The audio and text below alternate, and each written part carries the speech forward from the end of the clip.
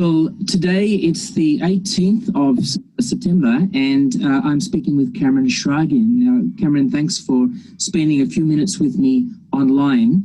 And I want to ask you this important question. How was it that you came to be one of the very first of the Persian Bahais to end up in Australia? What's the background and story to that?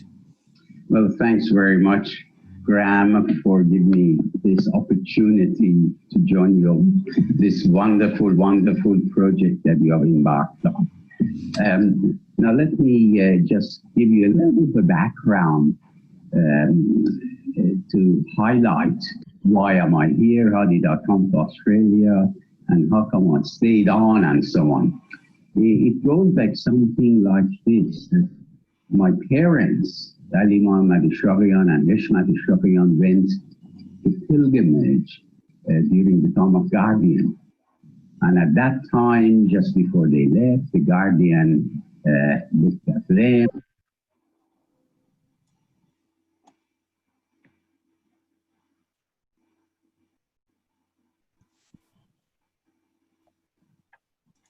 and said, and you would go pioneering to the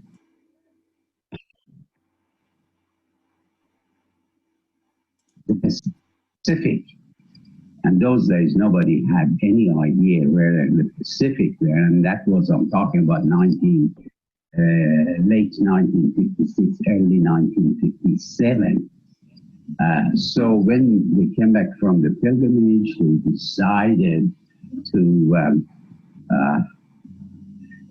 move immediately towards the wishes of beloved Guardian. And as a consequence, basically the upheaval, the whole household with 4 children, me being the eldest at the time, left Tehran to Afghanistan, Pakistan, India, some of the Burmese countries, and finally we arrived in Jakarta just before the passing of beloved Guardian in early November, 2nd or 3rd, or maybe 1st or 2nd. So that is how it all began. And then, of course, we were in Indonesia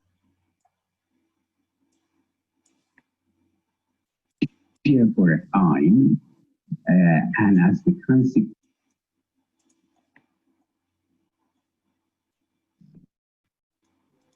of difficulty getting visa, my parents were literally forced to leave Indonesia and go to Singapore. And it was during this period when, if you may recall, you being a historian, that there were those 5 intercontinental conferences. And one of them must have been the last one that was supposed to be in Baghdad, was relocated to Jakarta. And it was this event that actually torpedoed everything else, accelerated everything else that happened in my life. Because for the conference, my father had already left for Jakarta to meet with some of the pioneers. Just happened to be Mr. Khodaram Peyman and his wife Arvin, and they had a son, Farid Peyman, and also the Yusuf, Dr. Yusuf family, who had also pioneered to Indonesia at the time with their son, Bijan Yusuf. So my father had gone to the conference, and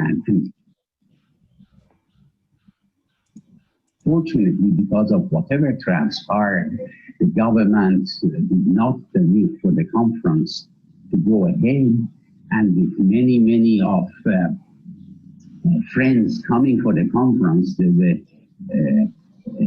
had to reorganize the whole program that was moved to Singapore within 48 hours. And among some of the guests, the hand of the cause Lori iOS, hand of the cause Faizi, hand of the cause Alai, and of the cause Samandari, and I think one or two others. Mehri Akhta-khavari. And so the conference came to Singapore. And it was at this location that my father went in dialogue with Mr. Kodaram Payman about the activities of their children. And it just happened that before all of this happened, Mr. Payman, I think, had visited a family in South Australia, Adelaide, the Hewsons, Thelma and Bill Hewson.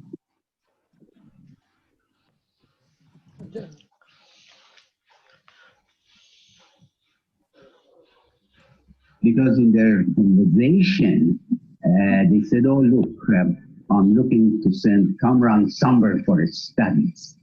And they said, oh, well, why don't you consider Adelaide? We have already talked about sending Farid Payman, and maybe it is opportune time just communicate with the Hewson family. And all this was going on. Dr. Rusu also said, look, we are also considering send Bijan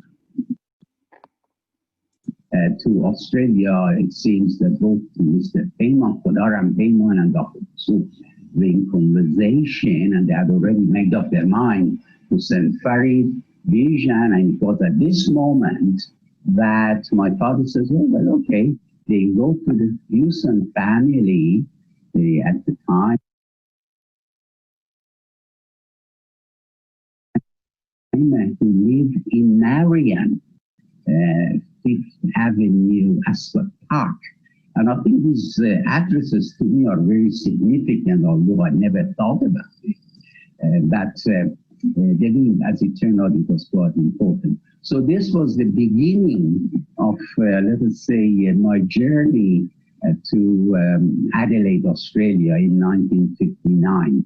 So I left Singapore on the 5th of May 1959, arrived in Perth early in the morning, holding the air hostess's hand, because those days, as you know, the prop planes and so on took quite a bit of a long time, and I stayed my time in a hotel that they had reserved, told me not to go anywhere, do anything, and all I recall in Perth, I arrived early morning 6th of May 1959, and I waited for my transportation that was to take place that same evening for Adelaide. However, I do recall with my very, very, very limited English at the time that I went to the restaurant at 6 o'clock and they brought the menu. And that menu, I just pointed to 2 dishes. And the guy, the garçon, looked at me and he was probably puzzled, but I had no idea what it was. So they brought me a large steak and a large fish. And, you know, they looked at why this little, how come this little boy ordered these 2 big dishes, and I had no idea. So that was my introduction to the Australian food, which was supposed to be introduced many years later. And then on the 7th, I left just before the midnight, I think, and arrived in Adelaide on the 7th morning, and I was met at the Adelaide airport by Bill and Thelma Hewson and their daughter Kathleen, who later married Tusha and Paul. And then, of course, the 2 boys, Farid and Bijan. It just happened, just before my arrival, Farid had arrived and just settled in, and Bijan had arrived, and very shortly after that, on the 7th of May, I arrived. So the 3 boys were sort of the packet of early Persians that arrived in Adelaide, staying with the Hewson family. Historically, it was interesting because both Bill and Thelma Houston were the very early believers, and they served the faith amazingly in those days. And just a couple of interesting topics on that front, that Gertie and Gerhard Schmeslers, who accepted the faith, they lived just down the road from them, from some of the Firesides we used to have. And then there was this other lady, a Templar, that had met Abdul Baha, and I met her. She never accepted the faith, but she had met Abdul Baha. She was spoke about how she met Abdul Baha. No.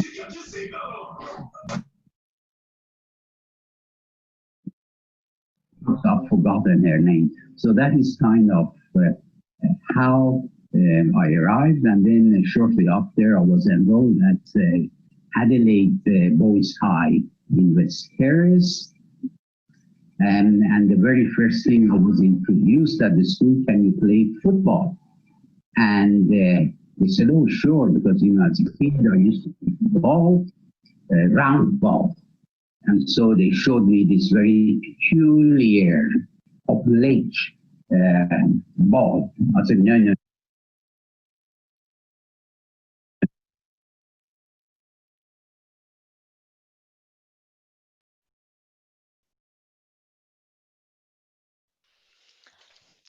Thank you very much, Graham. What I thought I'll do, in the Australian Bahai, in the December 2014 issue, they ran an article on the passing of my father. So I thought I'll share that, and then also followed by my mother, and then my own story when I came here as a 15-year-old to study. So this is what the article said: a selfless legacy. In a letter to Ali Muhammad Eshraghian's family, the National Spiritual Assembly has honored a remarkable life lived in sacrificial service to the cause of God. Mr. Eshraghian, who passed away in Adelaide on September the 3rd, was blessed with attaining the presence of the beloved guardian while on pilgrimage. At the directive of the guardian, Mr. Eshraghian, his wife and young children, arose to pioneer to Indonesia. Days after the Eshraghian family arrived at their pioneering post, the beloved guardian passed away. Intermingled with their profound grief was the joy of the knowledge that they had delighted his heart with their swift obedience and support of the goals of the 10-year crusade. Throughout the decades that followed, the Eshraghian family went on to win victories for the faith in villages and towns across Indonesia, Singapore, Sri Lanka and the Philippines, Australia and islands of the Pacific. At times separated from their 5 dearly loved children, who were obliged to travel to Australia and India to pursue an education, the Eshraghians remained steadfast in their post, raising up Baha'i communities in diverse lands across Southeast Asia and the Pacific.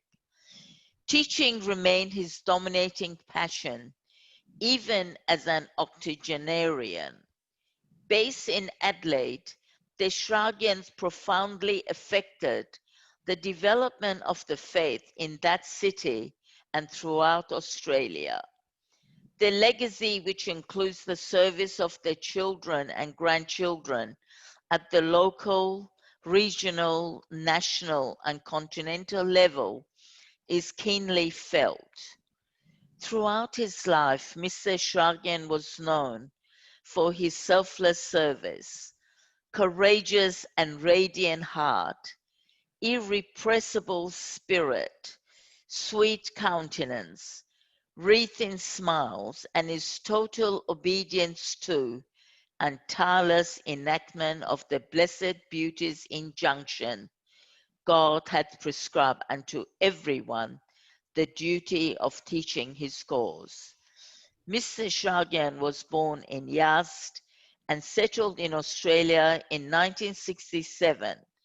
His children are Kamran and Kamran Eshraghian, Safoura Chittleborough, Sohaila Darby, and Seema Varian.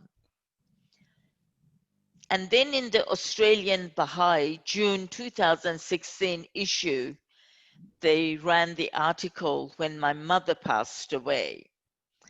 A faithful maidservant. On 28 January, the Universal House of Justice wrote to the National Spiritual Assembly in response to the passing of Heshmat Eshraghian.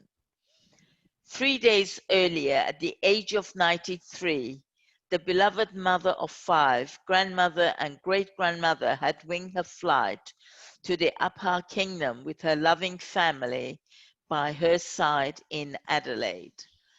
The Universal House of Justice described her as a faithful maidservant of the Blessed Beauty. The Supreme Body recalled with admiration and gratitude her decades of distinguished services to the cause of God, including her tireless labors in Southeast Asia during the time of the 10-year crusade, and her valuable contribution in proclaiming the faith to prominent persons in Australia. The National Spiritual Assembly likewise extolled the services of the wife of the late Ali Muhammad Eshraghian. Together with her husband, Mrs. Eshraghian had the privilege of meeting the beloved guardian when on pilgrimage in 1957. Following this, Mrs. Eshraghian pioneered and sacrificed much to teach the faith with zeal throughout Indonesia, Singapore, Sri Lanka, and the Philippines, while raising a large family. After a decade of pioneering, Mrs. Eshraghian moved to Australia, where she rendered invaluable services in the field of teaching and external affairs. With her daughter Seema, Mrs. Eshraghian co-founded the Persian Cultural Group, which created opportunity for bonds of friendship to grow among the wider Iranian community. Among many services rendered, Mrs. Eshraghian established a Persian cultural school for both children and adults, known as the New Era Persian Language and Cultural School, where a key focus was ethical conduct and development of morality. She is remembered by many for the love she showered generously upon all whom she met.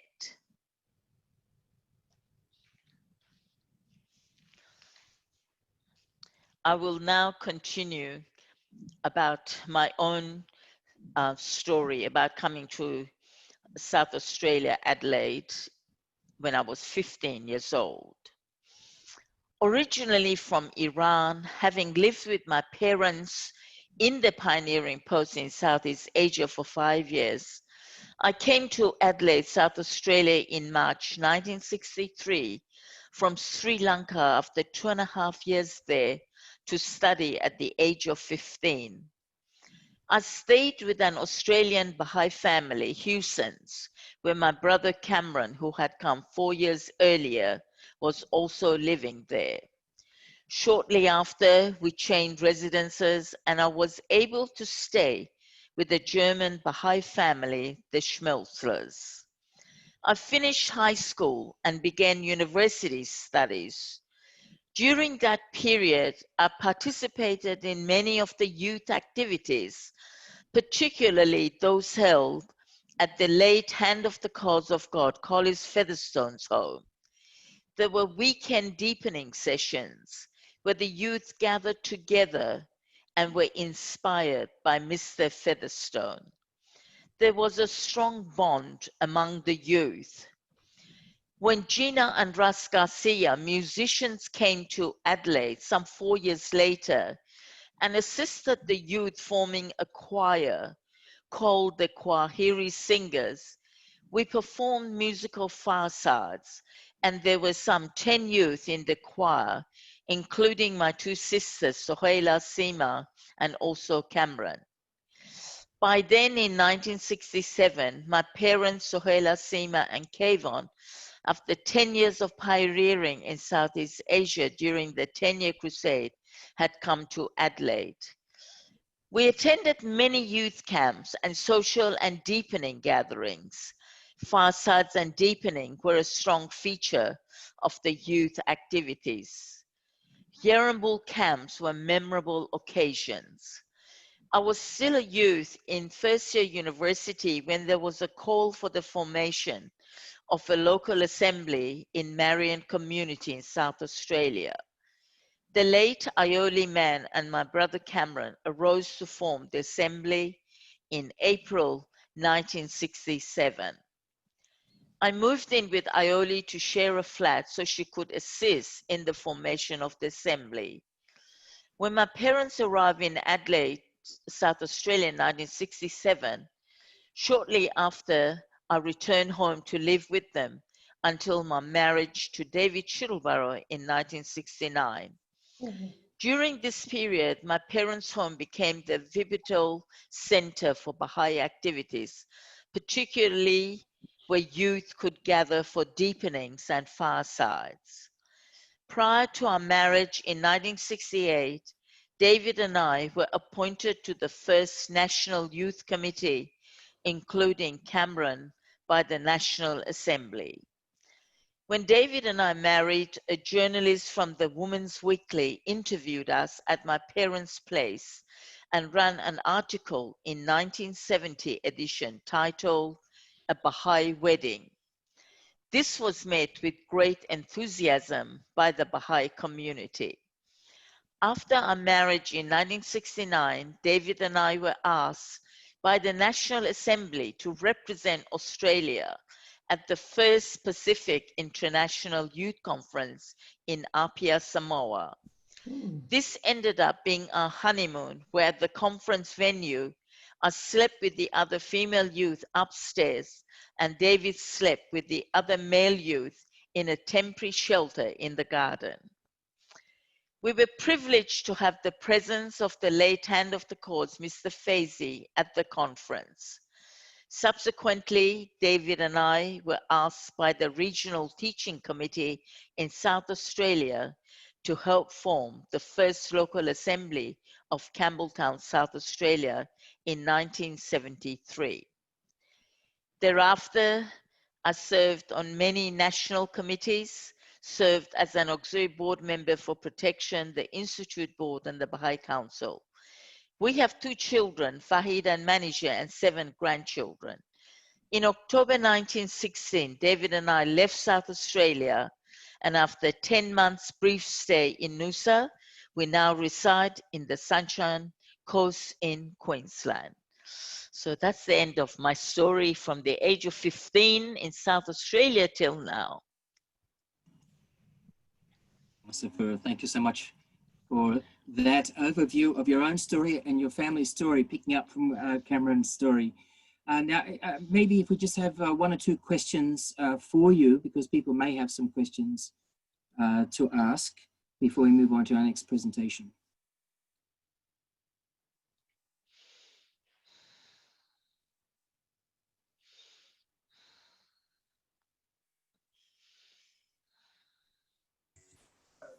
Well, go ahead, Jimmy. Yeah, the question I posed is for Kamran and Safoura.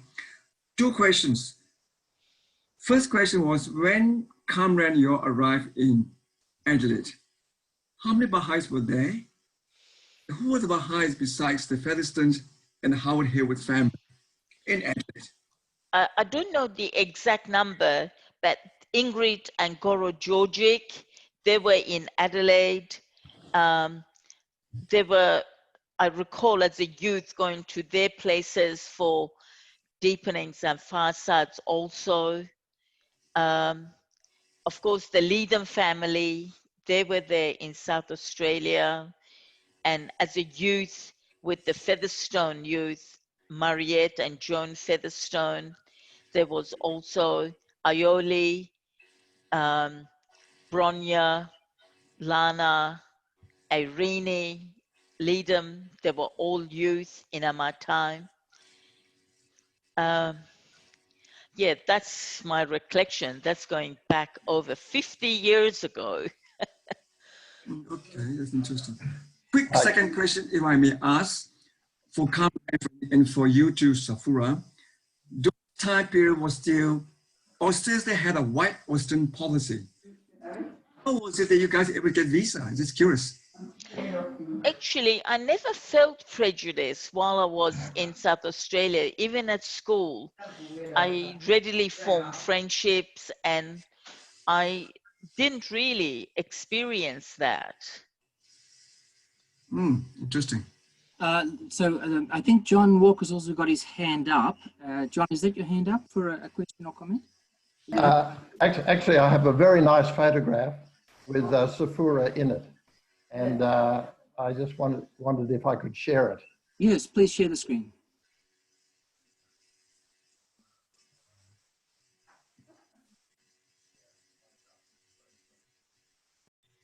Can you see the picture?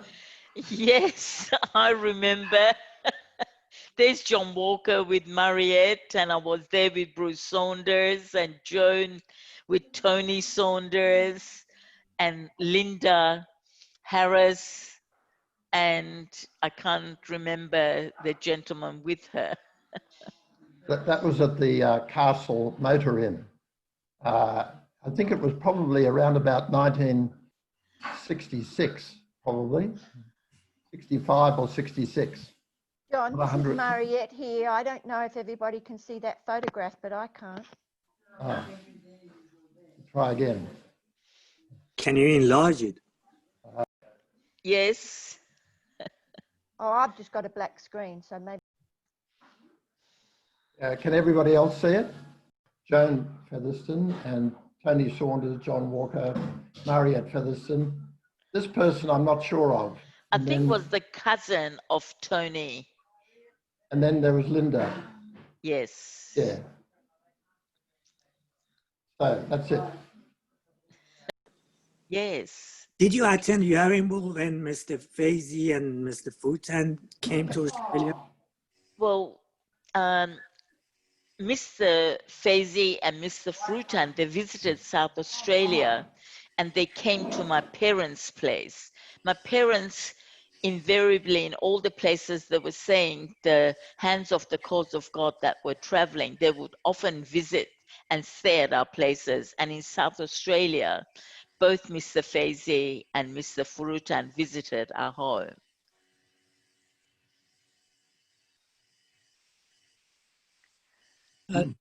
Thank you very much for that presentation. In the interest of time, we have to move on to our next presentation. So thank you so much, and thank you for those questions. Thank you. I'd like to invite Mona and Bashir to make a presentation about the Gabriel family. So over to Mona and Bashir. Hi everybody, I'm Mona, and Bashir, would you like to wave your hand and unmute yourself so you can say hi? Thank you so much. Hello. I want to thank Graham so much for the opportunity to say a little bit about the Gabriel family and of course the National Assembly for allowing this to happen. So thank you very much, Graham, it's wonderful. I'll just start and I'll share the screen if that's all right.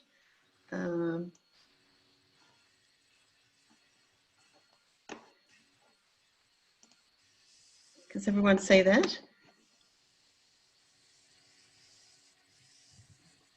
Okay. Yes. Okay, so this presentation is fairly informal because it's basically based around some photographs that are from the personal archives and photographs in the Gabriel family. But it's also the recollections of the stories that we're going to tell is on the recollections that we had from our father and mother, but also from written recollections of Mrs. Muriel Handley, and I'll explain to you who she is and how important she is, I think, not only to our family, but to this all Australian Baha'i community, and also the interviews recorded by Michael Day and Keith MacDonald, who on separate occasions interviewed my parents and were very, very grateful that they recorded their recollections. I want to go back a little bit earlier than Australia. This is a picture taken in Jakarta, Indonesia. My parents, very, very briefly, quickly, to tell the story, married in 1955 in Iran. My mother was at the age of 21 and my father was about 27. And they moved almost immediately, about 1 month or so after their marriage, to Indonesia, Jakarta, to pioneer as part of the 10-year crusade Shoghi Effendi had commenced in 1953. And there in that photograph you can see, I'm not sure, there's the head of the cause, Collis Featherston, head of the cause, Dr. Mahaja. We have my father there, Manager Gabriel. We have Khodaram Payman, Kekhosro Payman, and I'm not sure of the other, the identities of the other individuals, but they are potentially Indonesian Bahais and also, I think, friends of the, the faith. I want to just focus on also Khodaram Payman predated the Knights of Baha'u'llah. He was there before Shoghi Effendi actually started that program of Knights of Baha'u'llah. So he was there and he and his family helped our family in Indonesia. My father went there as a pharmacist with my mother, and I was born there, and so was my two brothers, Bashir and his twin brother, Navid. And I wanted to specifically mention Navid's name. He passed away about 45 days after he was born. So you can see the grief that my parents had at that time. But they were still very optimistic about the pioneering, and they were very much involved in the pioneering and the Baha'i friends there. There was a core group of Baha'i individuals there. Very shortly, sort of soon after that, in the late 50s, the climate in Indonesia changed and they had to look to exit out of Indonesia. And Dr. Mahaja encouraged my father to go to the dedication of the temple in Australia in September of 1961. And very, very much encouraged him, so much so that my father had to borrow money, which he later very specifically said he paid back, to actually go to the convention and then see where else he might be able to go. And so he did. He attended the dedication of the Sydney Temple in September of 1961. And you can see that this is from his archives. This is a newspaper clipping from the Daily Telegraph, dated 18th of September 1961, and it shows a picture of Ruya Khanum and gives a very short thing about how many Baha'is attended the ceremony. And he also kept the invitation card that the Lord Mayor of Sydney had invited. Now, I don't know how many Baha'is he had invited, but my father obviously was one. So he was very happy to go to that. He went with another Baha'i, Dr. Astani, from Jakarta, Indonesia, with the express purpose to find out where he could next pioneer. He did not want to return back to Iran. And his thoughts were of New Zealand, because he knew of the White Australia policy was in effect. While he was there in the conference, he met a Mr. Everard Handley. Mr. Everard Handley was an industrial chemist living in regional Victoria. And they raised a friendship with my father, who was a pharmaceutical chemist. And Mr. Handley asked him, why don't you settle in Australia? And when my father said there's a White Australia policy, they won't let us in, Mr. Handley said, well, you apply and let's see what happens. So my father went to New Zealand, came back to Indonesia, and then commenced applying. He applied apparently to 9 places. and I don't know which of the 9 responded, but one of them responded, and that was the College of Pharmacy in Victoria.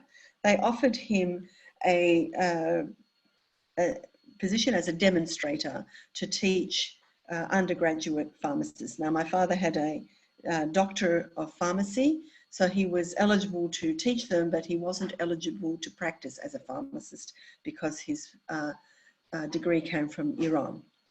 So he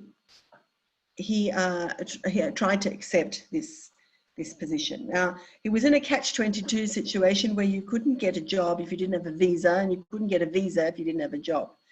So they were offering him the job so long as he could get a visa. Mr. Handley actually travelled from Melbourne to Canberra on 3 separate occasions, and this was verified by his widow, Mrs. Muriel Handley, later on. On 3 separate occasions, he travelled from Melbourne to Canberra to plead the case for our family to come to Australia. And according to Mrs. Handley and my father's recollections as well, the final time, they kept saying no because of the White Australia policy, but the final time, Mr. Handley said to the immigration officials, well, you know, the Persians are the original Aryans, so if you're worried about white, what's your problem? And apparently they then accepted my parents, my father, as a coloured expert to enter Australia. And then my father said a couple of years later, they actually rang him and said our classification had changed to Southern Europeans. So I don't know which official who failed geography I have to be grateful for, but thank you. So we came into Australia under coloured expert and became Southern Europeans. Our family actually arrived in Australia in early April of 1962. There were other, as we know, we just heard, there are other Persian Bahais in Australia at that time. So at the, when we arrived, the boss, his prospective employer, came to the airport thinking, well, this is a young family who've never, don't know anybody here. And so this is our family here. And so he, in 1962, and he said, well, let's see, I'll go and help them out. I'll take them from the airport. Much to his surprise, when he went to the airport, there was a handful of Baha'is already there, very warmly welcoming our family, and in true Baha'i style, you know, laughing and embracing and things. So he said, oh, I thought you didn't know anybody here. And my father said, no, we've never met before in our lives. This is the first time we're meeting.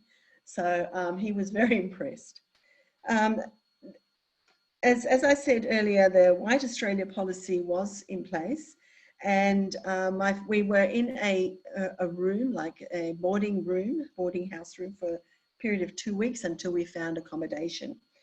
And apparently many times when my father rang places to get accommodation, they would accept Dr. Gabriel to come and have a look and thing. But when they opened the door to him and his coloured face, they would immediately say, I'm sorry, the situation has been taken.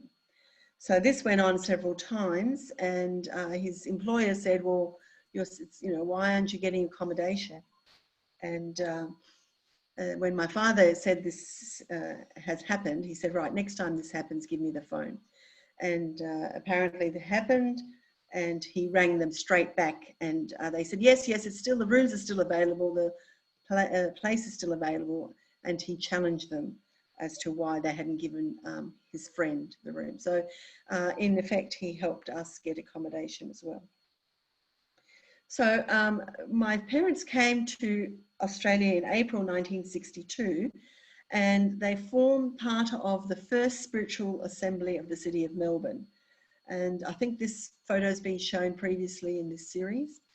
And you can see back at the back left is my father, and then in front, second from the right, is my mother.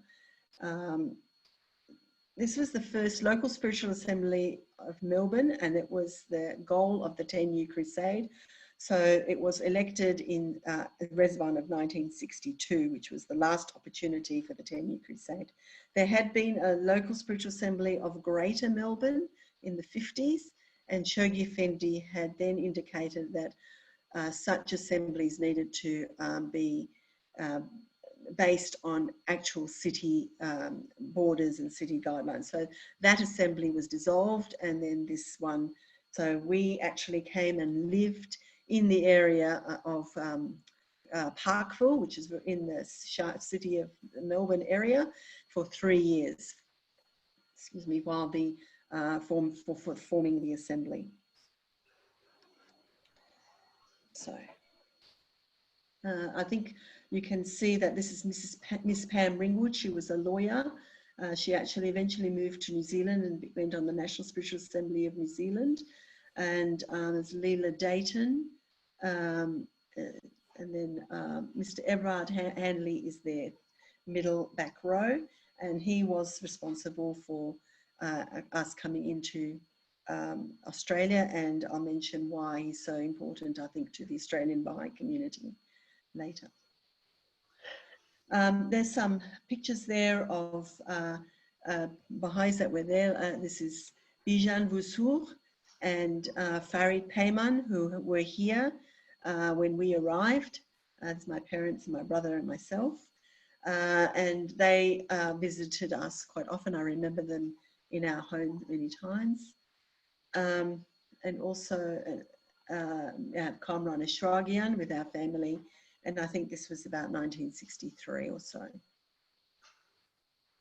And my dad's holding the Morgan's city or Morgan map of Victoria, Melbourne and Victoria. I often remember him having that in his hand because he would often go and visit friends and visitors around. Okay. And then, again, this was other friends here, just the Payman family. I didn't want to add too many pictures here, but you know, we had many from about 1966, 65. The Parvana Payman and her husband Khosrow Payman and their son Sabah, and this is their daughter Sama, arrived in Australia in December of '64, and then they sponsored Mr. Atherton Payman with their sons Vafa and Vahid, and Mrs. Talia Payman, and they came in 1966. And then the Master family came, and really that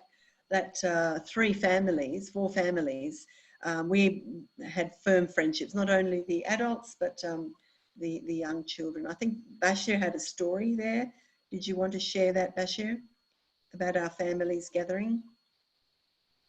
Yes, I also like to add that actually my dad told us earlier, before he left Indonesia to come to Australia, he also had visas for the whole family to go to Brazil, but he didn't want to go that far away. He said it was this side of the world, he wants to stay here, so that's why he also tried hard to come to Australia. The story that I wanted to share was with his families is that we used to visit each other very often and just deepen and say prayers and read writings. The parents would all say prayers together, and we have to, the kids had to say prayers off by heart. And I think Muna's got a little story about that one. But the parents would read Kitab Aqdas or Kitab Iran, all those in Persian or Arabic. And the children would go outside and do other things and play or sport or read something else. So it was actually because our family didn't have any relatives here for quite some time, so they became our family. Although in this photo just here, the third person from the left is actually one of my mother's younger sisters, Munir Dekhani, who visited for about 18 months, I think she stayed with us from 1969 to 1970. So we did have occasional family visit, but not that often. And yes, thanks, Bashir. And the story that I wanted to say is that as children, because we had to say prayers off by heart, we had Vafa and Vahid Payman, Sabah and Sama Payman, Omid and Vahid Master, and myself and Bashir, and we would all vie to say our prayers first, because we did not want to be in this situation where we had to repeat what a prayer that someone else had already said. So it was a bit of a competition. I remember those. Moving on. Also, my parents had the opportunity to go and travel around. We had one small car, which was a little Volkswagen Beetle, and we travelled. And my father was always saying, "Let's go and visit somebody." And there's many photographs of people in regional Victoria, in New South Wales, and my father even travelled to Tasmania to visit isolated believers. This is Colin and Pam Wasley. They were living in Victoria at the time, but there was a few other Bahais as well.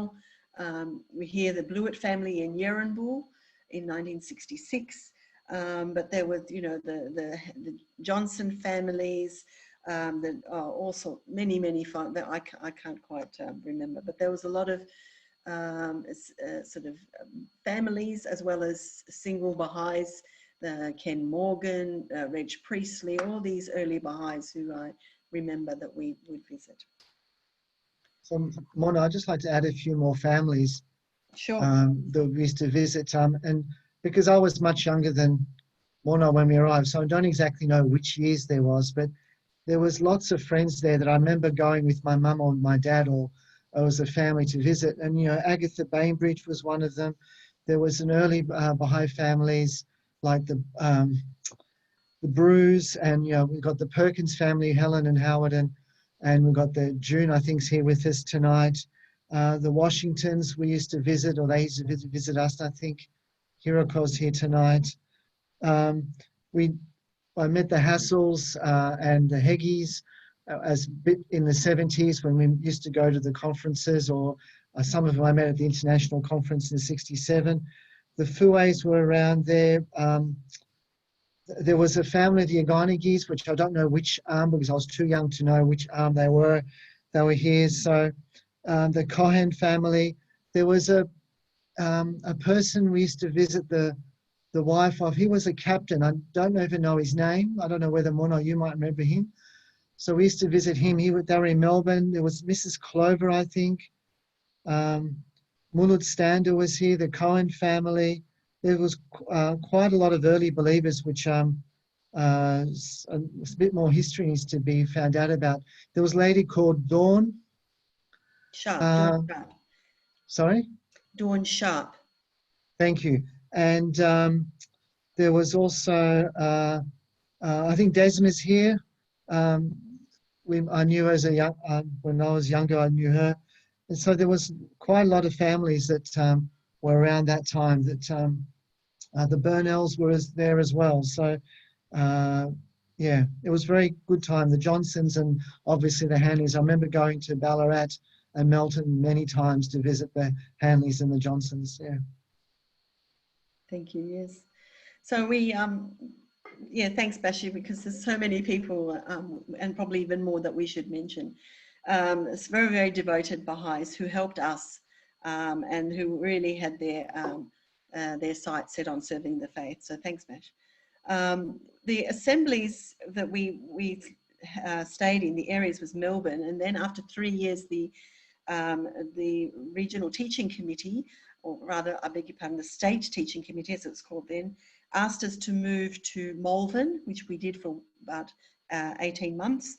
And then we moved back into Carlton area for another 18 months. And then finally we moved to Heidelberg. And this is the house in Heidelberg that we think. And this was basically the first house my father bought and lived in. And he actually passed away from this house. So he pioneered here for the rest of his life.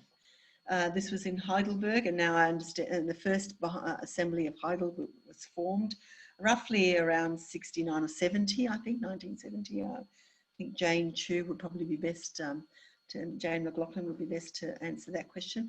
But now, of course, it's the Assembly of Banyul. So during the period of 5 years, we moved about 4 times, and the reason that we moved was always because to help the Baha'is in the area to either form assembly or to create a new group. So my parents' whole focus was always in establishing and furthering the faith. And we always found our home to be the centre for firesides, for meetings, all sorts of things. My father would put weekly quotations, usually from the Hidden Words or another quotations from Baha'u'llah, into the newspaper, and he would then say it's from Baha'u'llah. And this backfired once because the bills were seemingly sent to Baha'u'llah, to our home.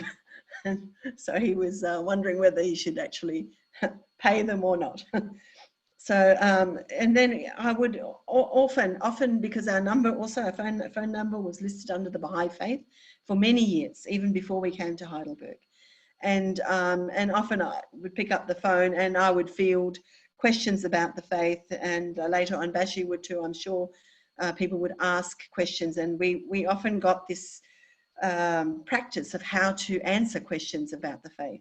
And sometimes people rang up with less than pleasant comments about the faith or Baha'is. And again, we also got practice of how to manage those. So the friends were actually small in number, although we listed quite a few. These were all over regional Victoria. And not just Melbourne area. So sometimes we would have state conferences. There was Bashir said, a Theosophical Society rooms in one of the lanes in Melbourne. We hired that, and we were so thrilled to have 30 people turn up. And I was about 10 or 11, and it was really exciting for us to have other children come, and we would, play around with those other children outside in the lane while the adults talked. But I do remember that on many occasions we had Hands of the Cause, Collis Featherston come and address us on many occasions. And on a couple of occasions we've had Head of the Cause, Dr. Mahaja, who came later on in 1971. We had Mr. Furatan, we had Mr. William Sears in the early 60s. And it was very common to have Hands of the Cause come to Melbourne and obviously Sydney. And also we had the very, very great privilege of having the Universal House of Justice member, Mr. Chance, who would come to meet his wonderful daughter, Mary Ann, and their son-in-law, Mr. McLeod, and their children, Russ and Scott and Robbie. And they also were a wonderful family. They so selflessly, they were both chiropractors, they selflessly on Saturday afternoons, when they closed their practice, would gather the children in their practice, often for children's classes in their practice or in their own home. So I had the wonderful, wonderful memories of both Mary Ann and her husband, Mr. McLeod. So really very devoted Baha'is. This next picture here, sorry. Right, this one here is about 1969. The Baha'is got the idea to have a float in the Moomba festival. And these things you see are all tissues, roses. And many hours were spent by Baha'is. Every time we come for feast or firesides, we would then grab these tissues, create these tissue roses. And this float gradually was created. And this model of the Baha'i temple, I think, came from Sydney area. I'm not sure. And then this is myself and Bashir, and this is Andrew Stevens, who was the son of Eve and Wal Stevens, early Baha'is as well. This is Vahid Payman, and this is Marilyn. I'm not sure of her surname, but also the daughter of of two early Baha'is. Very wonderful, wonderful people. And this was a float, and the name of the Baha'i faith was proclaimed through Melbourne streets during the fast, mind you. So very dedicated Baha'i adults who came and supported this.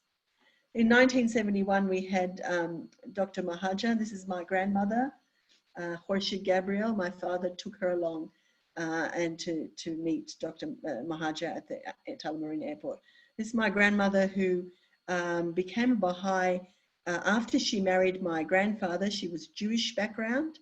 She was a Jew, and very staunch Jew, came from a very Orthodox family. She became a Baha'i, and then she, for the first time in her life, she actually was a member of the Spiritual Assembly of the Bahais of Heidelberg. That was the first time she had served on a spiritual assembly. And I remember her teachings and her thoughts and her suggestions were always on how to take the message to the wider Australian community. Again, this is Sabah and Sama Payman with us in our backyard. And again, photographs of other youth I didn't have the time to put in too many photographs, but the Vahid and Omid Master, who I believe they're here with us this afternoon, were all close together, and again their parents were the home of their parents, and their home was really a centre of activities as well from about 67 onwards or 66 when they arrived in Australia. And of course, we all know how wonderfully Mrs. Mahvash Master served the faith. So this is some youth. Bashir, did you want to make any story about this? I'll quickly go through. You go ahead. No, it wasn't about this youth. It was about Dad. That's all. Okay. All right. So these are some of the youth. And then again, this is actually Bashir and Roz's engagement, which we hijacked because it was Grandma Muriel Handley's birthday, and we actually had a birthday cake for her and sang happy birthday for her. And this is Jean and Bill Johnson and Jean's sister, and I believe that's her husband, I'm not sure. So but they're very, very, very special to our family. And on at least one occasion, more than one occasion, the then Treasurer of the NSA of Australia, Mr. Peter de Vogel, came to me and said to me, "Do you know that you are the first Baha'i family in Australia?" And I was shocked. And I actually went and challenged my father and said, "Why didn't you tell me?" And his response was, "It doesn't matter to be first. It's what you do. It doesn't really matter when you come." So that was his attitude, was it doesn't matter to be first. But I think that Peter de Vogel said that because our family came through, the important thing was that it opened the doors for other Persian Bahai families to come in.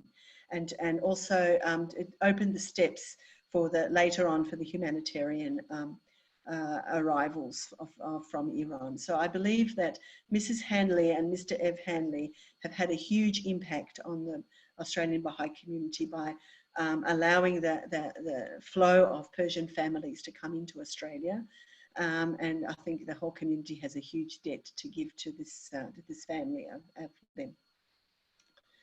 So this is my family, my father with his grandchildren many years ago, in 1996. Bashir, did you want to say the story now, and then we'll finish? Yep. Okay.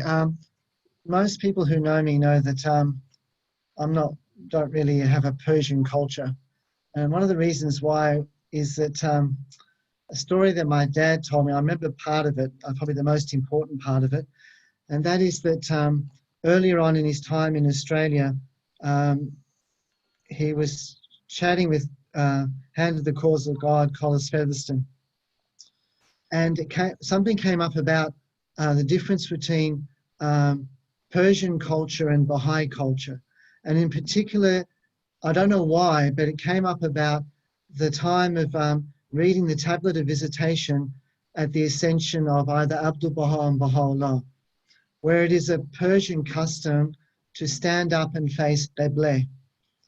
And my dad said to me that Collis, Hand of the Cause of God, Collis Featherston said to him that this is actually a Persian custom, it's not a Baha'i culture.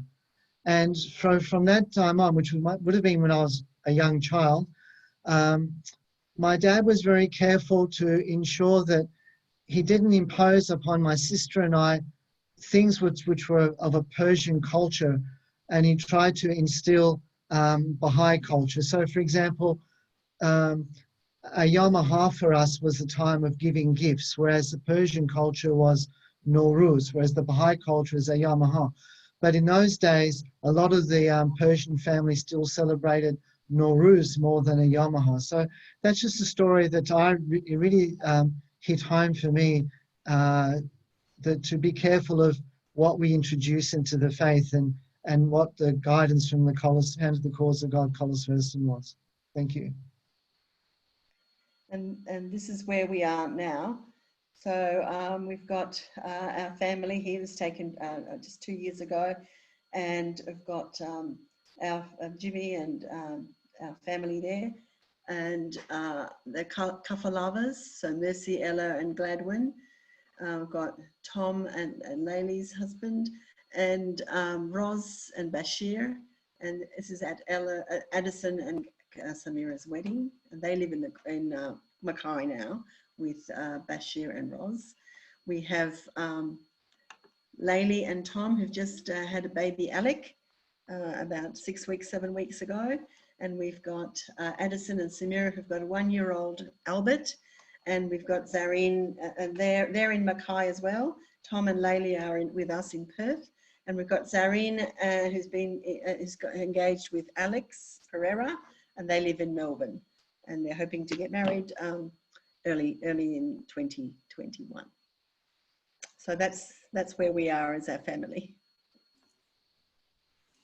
Well, Mona and Bashir, thank you so much for sharing your family's story with us. It's very precious to you and to all of us. We remember your parents as very gentle souls, and I think they passed it on to you.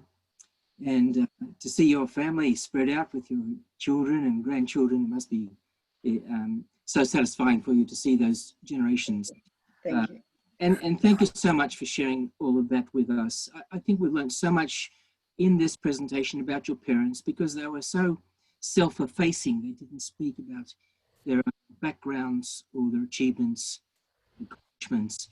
And you have done a wonderful job tonight to put into perspective their decision to come to Australia and their early journey in the Melbourne community and in the Australian community. Thank you so much for what you've done for us this evening. Thank you very much. Thank you. Thank you for the opportunity.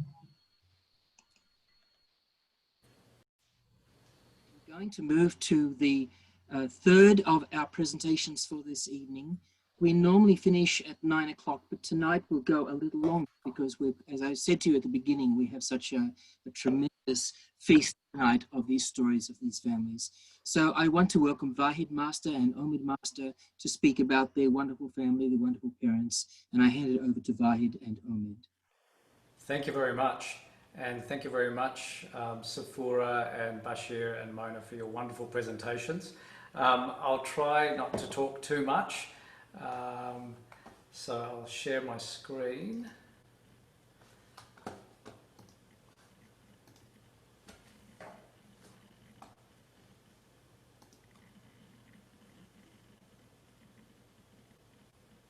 Can everyone see that? Thank you, Vahid. It's all good to see. Great, thank you. My focus is really on our parents and their journey to Australia, and then of course in Australia. So I think the story really starts in Germany, where my parents met at a Bahai summer school. My dad was studying in Germany, and my mother had, her family had gone to Monaco for a year to pioneer in Monaco, and then they had to move to Germany due to various circumstances. So they were married in Germany and then moved to Iran, and after Iran they actually moved to Australia. So their arrival was in 1968 in Melbourne, and they were picked up by Talia and Aflatun Paymon at Melbourne Airport. So the Paymons were the first people that our family actually met. So it was my dad, mum and myself and Omid who arrived. And the reason that they were able to come is that my dad was doing a sabbatical, so a extended period of time to study at and work at Melbourne University Department of Agriculture. This is a fairly early photo after we'd arrived in Australia. So mum and dad with mum with the beehive hairdo, dad, so from the 60s obviously, me with my weird knickerbocker pants, Omid with his very funny shorts, and he'd just fallen and hurt his head there.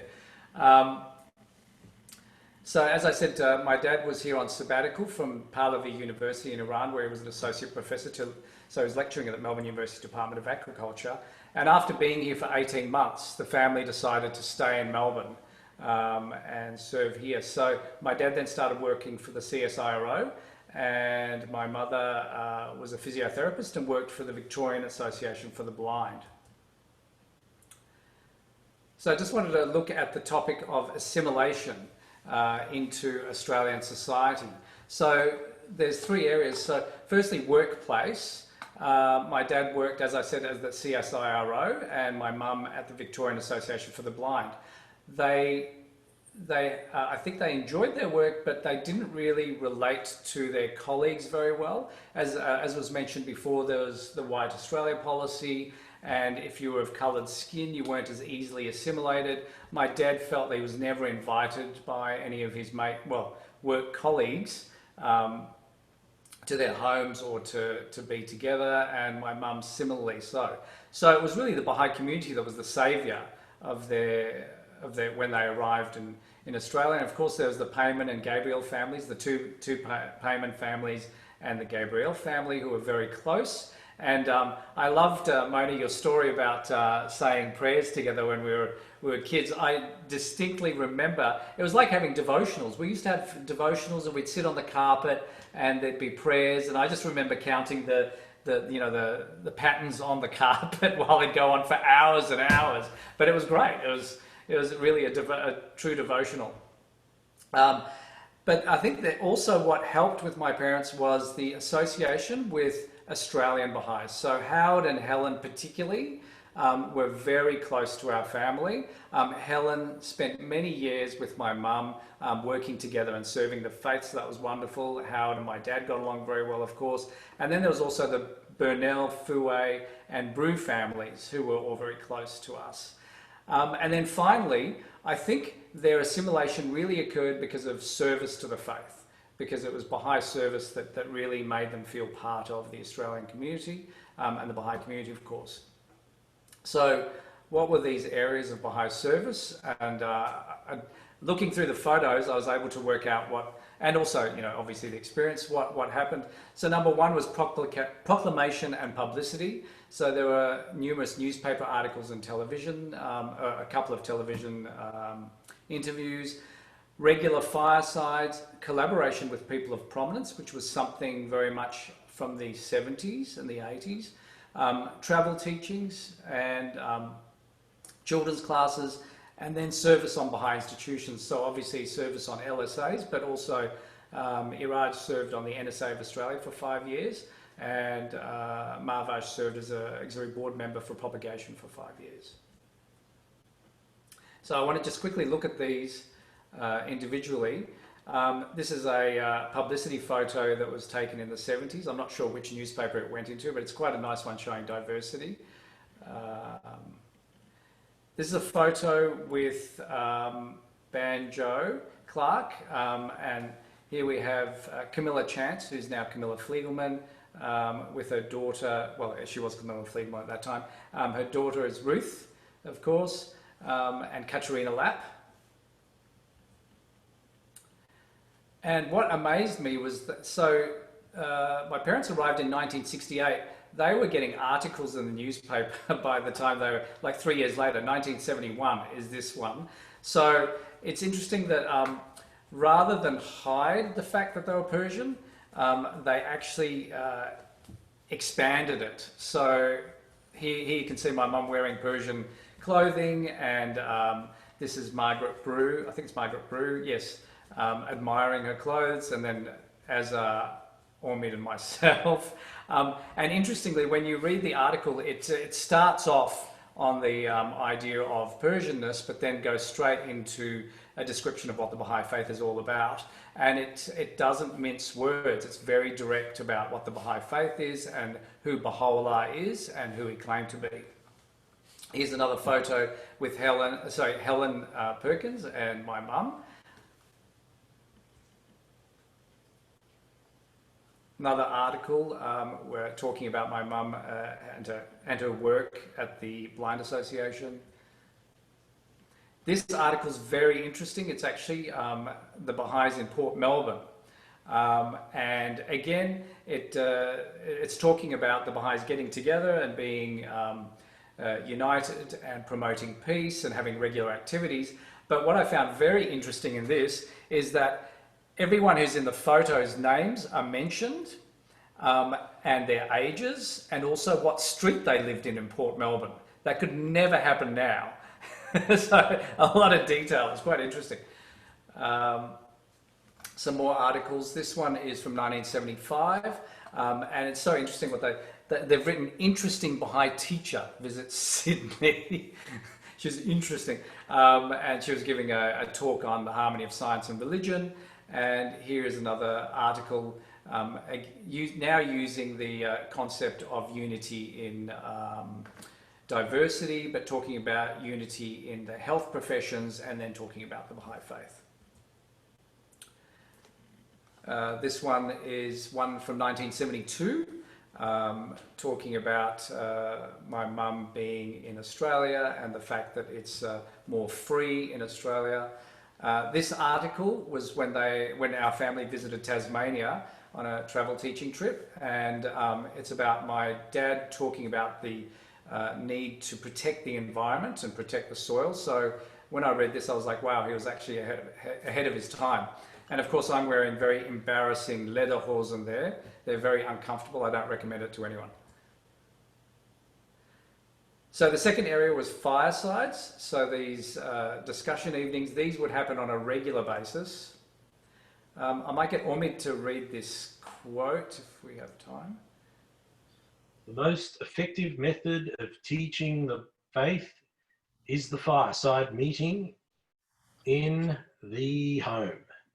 Every Baha'i, as a part of his spiritual birthright, must teach, and the one avenue where he can do this most effectively is by inviting friends into his home once in 19 days.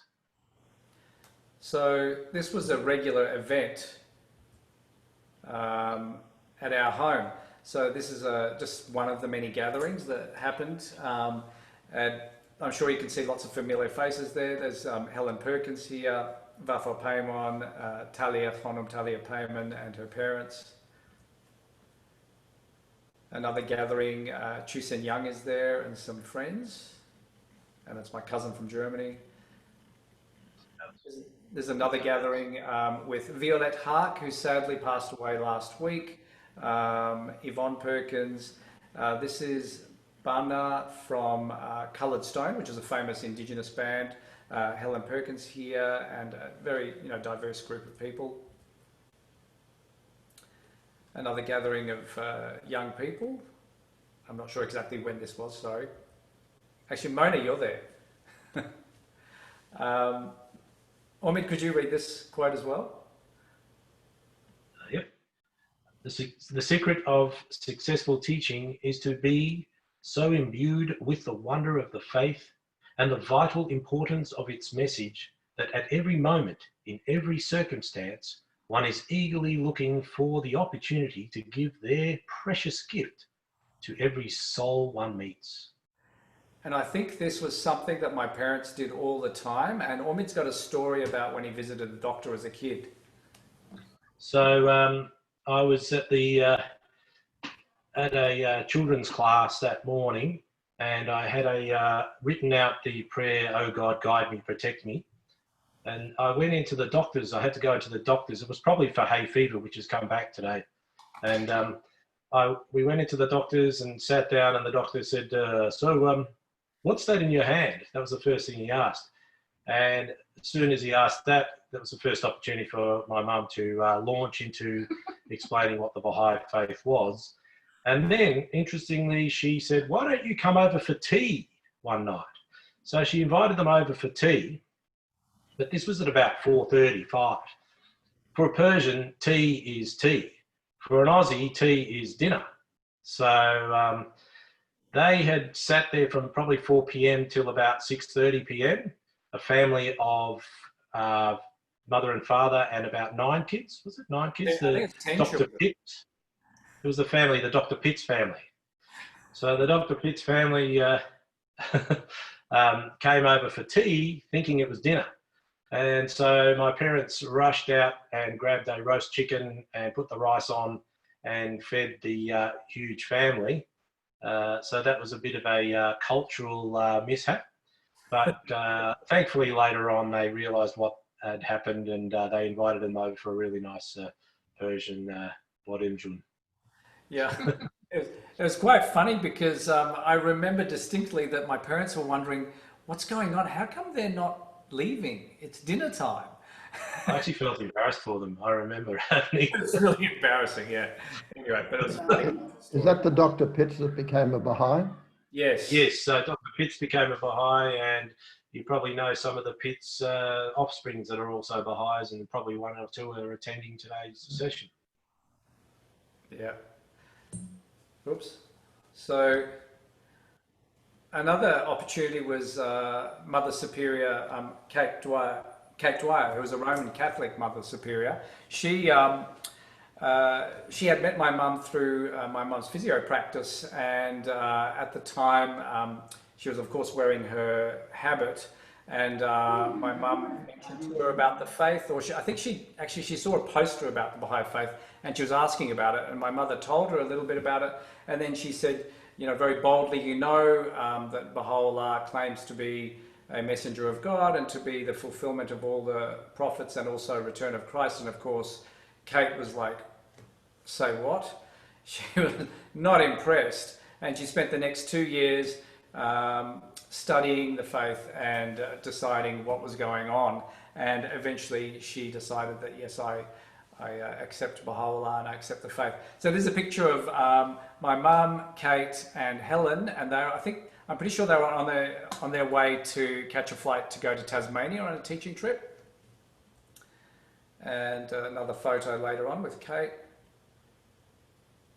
So this whole concept of opportunity and arising at every opportunity. This is Philip Langley. His family were from Mornington Island, but they were living in Melbourne when my parents met them. They were actually just crossing the road, and they had too many shopping bags with them, and my mother went to offer to help them cross the road, and then they became friends, and eventually the Langley family actually became Baha'is. This is Father George, who was a Greek Orthodox priest who actually believed in the Baha'i faith and Baha'u'llah, but he didn't declare because, well, he was a priest and wanted to continue his work. But as a close association. This is Philip Langley, who was in the previous picture, and my mum took him to meet Ruya Khanum. I think this was in Sydney. And another individual who's this concept of taking every opportunity is Gunnar Freuland, who heard about the faith through my dad, who was at an agricultural conference. He had some pamphlets that, my dad had some pamphlets, and Gunnar spied them and said, what are those? And my dad was very reluctant to tell him about it, and eventually Gunnar got it out of my dad, and so a while later he did become a Baha'i, and unfortunately he's recently passed away as well. Collaboration with people of prominence is the next area that in terms of service. This is Sir Edward Dunlop, also known as Weary Dunlop, who's a well-known Australian icon, passed away quite a few years ago now, and Bill Johnson, I'm not sure who this is. Weary Dunlop had a close association with our family and with the Baha'is. He came to a wedding. It was Trish and Janu's wedding at our home, and that's where my mother and father met him, and he would come to our discussion evenings. Here he is again, Jane McLaughlin and Chu Sen Young, and my dad in the background there. I might just pass that on. And in terms of just this to show the kind of firesides and activities that would happen, Dizzy Gillespie came a few times, and there would be gatherings of people to talk about the faith. Violette Hark again, who passed away recently. This is Florentina, who was from Romania, who declared around the time that Dizzy Gillespie was in town. and I don't know what he's pointing to, but Helen's very shocked or surprised. Travel teaching was another big part of our family life, particularly our mum, who loved to travel. It was local travels, national and international. I don't want to go into all the details of those, but just to show a couple of pictures. One is the Cambodian community in Sunshine. My mum and some of the Bahais would regularly go to visit them. And so they were Bahais who were living in Sunshine, and they came to also visit us. And this is my mum and my cousin from Germany in Mornington Island, when they'd flown up there for travel teaching. And of course the Langley family were from Mornington Island. And finally, almost finally, children's classes. This is one of the early, I think it's from 1970 something, showing all of us kids in a Melbourne children's class. You might recognise there's Tahire, David, Alan, Omid, Morgan, myself hidden here. I think that's Derek Burnell, Jamie Gash. And there's a really embarrassing photo. I don't know what it was from, but I think it was, I don't know if anyone remembers what this was from, the kids, but it was some sort of Baha'i activity, and we're all forced to wear... It's an International Peace Day type of thing. What's that? It's an International Peace Day where we were dressing up in costume representing peace.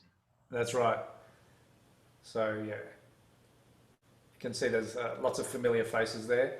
May Payman down here, and this is, hold on, I have to minimize that. Ali Haddad here.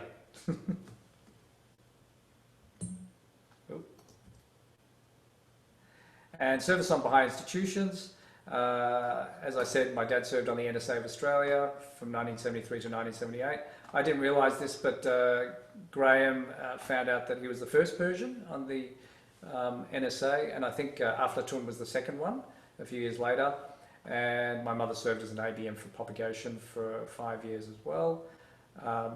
And this photo I really like. This was taken at an institutional meeting at the National Baha'i Centre.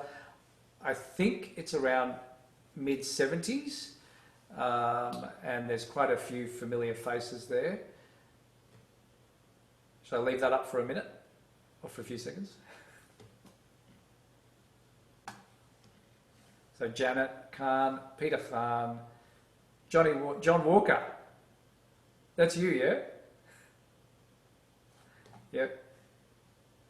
Kamran Eshraghian, my mum. Yeah, James. Joy Stevenson, Bill. Is that Tusha Cantipole? That's right. This is obviously a meeting of the auxiliary board members with the council, possibly assembly members. Yes. So quite a... It's a meeting of the auxiliary board councillors and NSA. Exactly. Yeah, Yep. There's David Chittleborough and Beverly Stafford and... Beverly Stafford, yeah. Stanley Bolton. Beverly Stafford there, yeah. And then David Bailey.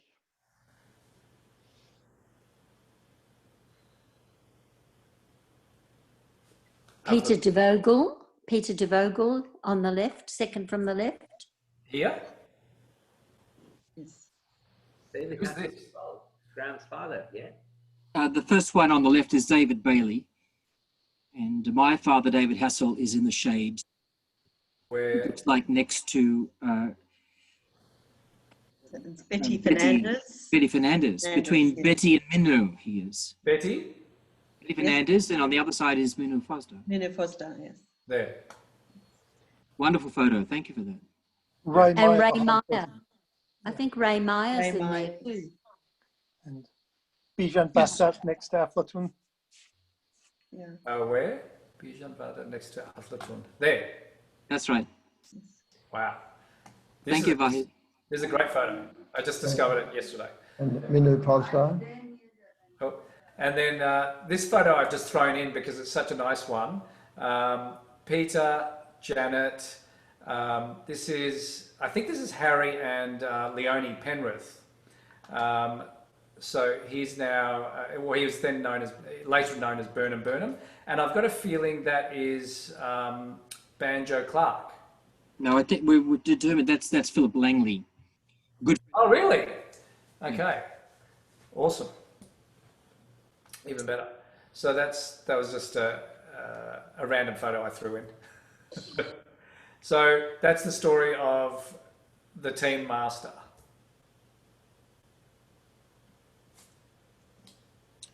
Vahid and Omid, thank you so much for that. That's been delightful. And once again, we've gained an insight into your wonderful family, and we appreciate the effort that you've made tonight to bring that to life. And I hope that for all of the 3 families that we have highlighted tonight, that this can mark the beginning of your family's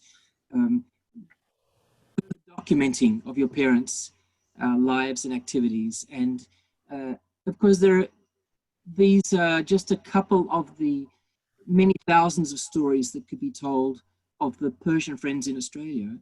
And Australia is only one of 200 countries in the world. So it's a drop in the ocean, but it's precious drops, very precious stories that you've shared tonight. So thank you so much. Now, when Mahvash as a physiotherapist was invited in Tasmania to have interview, and on the way, I was with her all the way to Tasmania and back, and 1 second I didn't see her because she was teaching all the time, going to people, and she ignored me all the trip. It was 3 days, and all she did was teaching. And this is the video I got from her when the lady was interviewing her.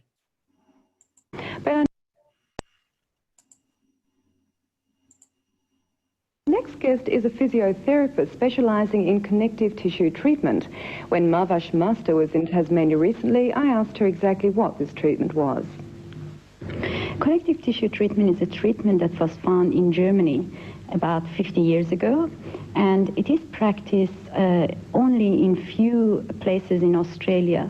But I have seen a lot of success for asthmatics and hay fever sufferers. And it's a method that you use your fingers on the back of the patient, and you stimulate the nerve receptors or nerve endings, and through the autonomic nervous system, you affect the tissues of the lungs. And the people feel much more relaxed. And also, it is used for migraine headaches. It's used for people who have got blood circulation problems. For many, many medical problems, it is used. Can these tissues actually be damaged, say, through a car accident or a fall or something like that? Yes. Yes, people who have got whiplash, they have got tissue problems, and usually they get the treatment, and it helps them because the blood circulation is helping them. I believe this treatment is not available in Tasmania. No, unfortunately it's not. Why is this? Because there are no physiotherapists who do use it. It was taught at the school in Melbourne, but because they didn't know exactly how to use it, they just dropped it about a year ago. Now, you said that it was very, very good for asthma and hay fever sufferers. Obviously, here in Tasmania, there are quite a few people suffering from these illnesses. What advice can you give them if they can't get this type of treatment? I think very simply, if they would massage the back of the patient that is suffering, that would help. It's better than nothing. And also breathing exercises. I feel a lot of patients, they don't know how to breathe. And when they get an attack, they panic. And of course, if they don't know how to breathe, the panic itself will become the cause of, disaster. Not the disease. It's not a killing disease. I think perhaps at this stage we may just mention, we've just realised that I interviewed you about 10 years ago. And back in those days I was a chronic sufferer of hay fever. You showed me a method to use and it worked, which is fantastic. I'm very pleased about that. That's right. Well, you're in Tasmania doing a tour with the Bahai faith. Now, what exactly is this? Bahai faith is independent religion that's very logical, practical, and up-to-date. We believe in oneness of mankind, oneness of religion, oneness of God, whether it's a Christian God, Buddhist God, it doesn't make any difference. We believe all religions come from the same source, and there is no religion better than any other religion. And certainly God is not in competition with himself. He doesn't say one lot of religions are right, the others are wrong. And Baha'is believe also in equality of men and women, for example, which I'm very interested in.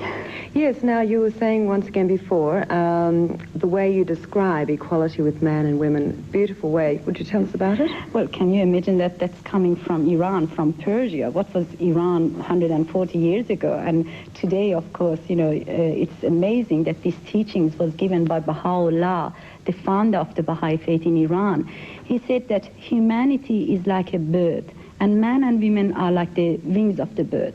Unless the two wings are equally posed, that bird cannot attain its highest flight. It's a very, very interesting way of looking at it. What is life like for women in Iran? It's very difficult, very, very difficult, especially for women, you know, especially women who are Baha'is, because the first woman that took her veil off, do I pronounce it right? The veil, yes. Her name was Tahireh, and it was with the request of Baha'u'llah, the founder of the Baha'i faith. And it was such a shocking scene for the men that one of the men cut his own throat. You know, he couldn't see a woman without a veil. But then women in Iran, especially the Baha'is, they started to go without veil, and they have the freedom because we believe in equality of men and women. But today is very hard for them. If they walk on the street without a veil, they will be burned, or something nasty is going to happen to them. And of course the Baha'is are persecuted in Iran. And have you been back to Iran lately? Oh, if I was there, I would be killed by now. For sure not, no. That is because they don't accept your faith? That's right, yes, because they wouldn't accept Baha'is. Yeah. Were you actually converted to the Baha'i faith? This is a very good question, because Baha'is believe in independent investigation of the truth. We believe that religion is not something that you inherit from your parents, something that you have to work towards it. Therefore, you have to investigate yourself and find out what you want to be. In Iran, I was going to Islamic classes, Muslim classes, and I was learning from Quran and so on. Then in Germany, because I was brought up in Germany, I studied Catholicism, Protestant, and Christianity. And then later on, I studied also Buddhism. And I thought, well, if I become a Muslim, I'm just a Muslim. If I become a Christian, I'm just a Christian. I thought, well, I become a Baha'i to be the lot. I was very greedy. I accept all religions. How do you see the role of women in today's society? Very great. I think women have got the greatest role in this society, especially because women are very tender-hearted, and women are the first educator of children. And a woman does not like to see her son to go to war. Therefore, the role of women is very great for world peace. And you know, Baha'u'llah says that if you have got a girl and you have got a boy, and you don't have the money and the facilities to educate both of them, and you want to choose which one, you should educate the woman, the girl, because the girl is the first educator, and she's going to be the mother for the future. And she is the one who is going to bring up the children. If the proper education is given to those children can make a much better society. And the problem we have nowadays is because maybe not so much emphasis is put on education of children, or education for everybody, because compulsory education would be good for everybody. I don't mean education like, you could be a wonderful professor but not have human education. The human education is very important. You know, the heart of people has to be touched towards the proper education. And I believe that we can get world peace when we change the heart of people, because peace starts with every individual. I have to change first my heart to become united within myself before I become united with my family, the tribes, and consequently with the world. Some very interesting ideas. Mahvash, thank you for talking with us. Thank you very much for having me. And that rather interesting building you saw then was the Bahai house of worship in India, built in the shape of the lotus flower, which is the symbol of unity in the religion in India. Mary, thank you so much for offering that to us tonight. Can you tell us how you came to have this tape? Actually, I was with Mahvash when we went to Tasmania together. We went there and she had this interview and I was taking the video from her. And I kept it all these years and didn't show anyone till tonight. Do you have any more? No, just this one. Thank you so much. Everybody's For letting appreciated. me to show this one. Thank you, Mary, for showing that. Vahid and Omid, I understand you may not have seen that before. Can I just pass over to you for any last comments for your session tonight? Oh, thank you. No, I hadn't seen that video before. It's great. Good to see. So no other comments. Thank you. Thank you very much for having us. And it's been a wonderful evening. Yeah, it was good to actually see the video to remind us how to answer some of those questions from the wider public, because she was really good at answering them with sounding relevant, and she was good at that, with a good understanding of the faith.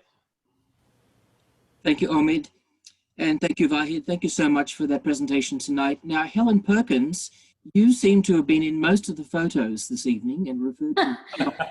So I would like to invite you to give any final thoughts tonight on your thank you.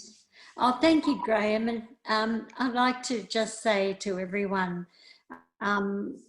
you all brought back so many beautiful memories for me tonight.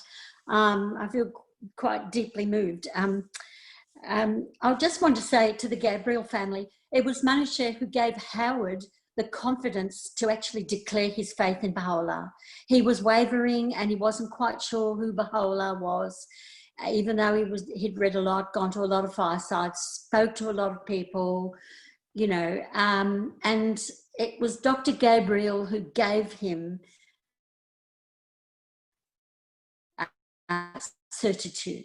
And I just wanted to say that to the Gabriel family, and we owe them so much, and also to the Payman family, we owe them so much. And of course to my beautiful Master family that I feel are part of my family. Mahvash and I got up to so many things together over the years, and she gave me so many opportunities to develop myself as a Baha'i. I was a shy little brass when I first became Baha'i. I was happy to stay in the kitchen, do the dishes, mind the kids, all that sort of thing. But she gave me confidence in myself, and I worked with her very closely as her secretary over many years. And I used to have so much fun. She'd write out the notes. Some of it would be in Farsi, some of it would be in German, and some of it would be in English.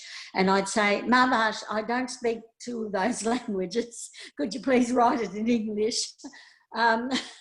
Broken English, but you know, I would translate all that for her. And it was those times that I think I learned about the faith, and I got so much confidence in myself, and so much so that she arranged for me to go to Mornington Island later on. Iraj was in that group as well, and did many things, and I owe her so much, and Iraj too, and all of them, really, all of them. They are part of our story, and we are part of their story, hopefully. Thank you. Helen, thank you for that. That's a marvelous tribute to the families that were featured tonight. So that brings to an end the session for this evening, and we look forward to seeing everybody again next week.